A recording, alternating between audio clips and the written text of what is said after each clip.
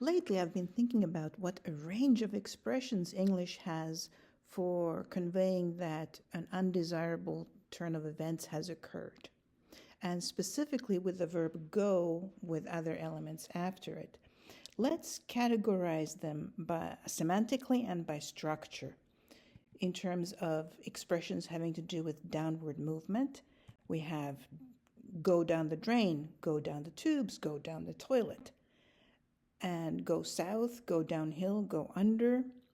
In terms of distortion or being out of alignment, we have go off the rails, go off course, go off script, go out of window, go out of whack, go out of hand, go out of control, go pear-shaped, wonky, screwy, hair wire, wrong and flat. Things can go sideways, awry, or astray. And in terms of destruction, things can go to the dogs, to pot, to seed, to hell in a handbasket. They can go up in flames, up in smoke. They can go bankrupt, bust, broke, kaput, fut, belly up, tits up, or toe up in some varieties of English. And I think there are some interesting things about this. One thing is psychologically interesting, which is evidently we are very interested in when things go wrong. It's probably something that we often have to discuss. And linguistically, I think one thing that's interesting about these is that they are metaphorically related. And what I'm thinking of is that we all have just the embodied physical experience of starting out somewhere, going along a path, and reaching the destination that we're headed for. So this is literally physically what we do every day, is get somewhere that we're going.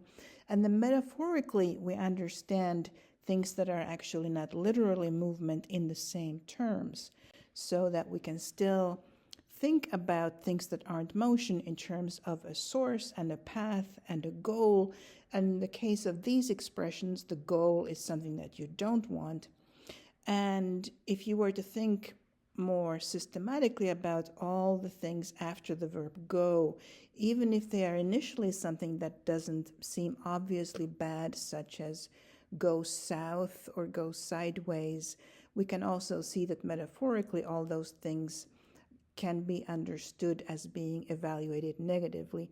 Go south because it kind of maps onto down if you think of the compass points in front of you vertically rather than horizontally.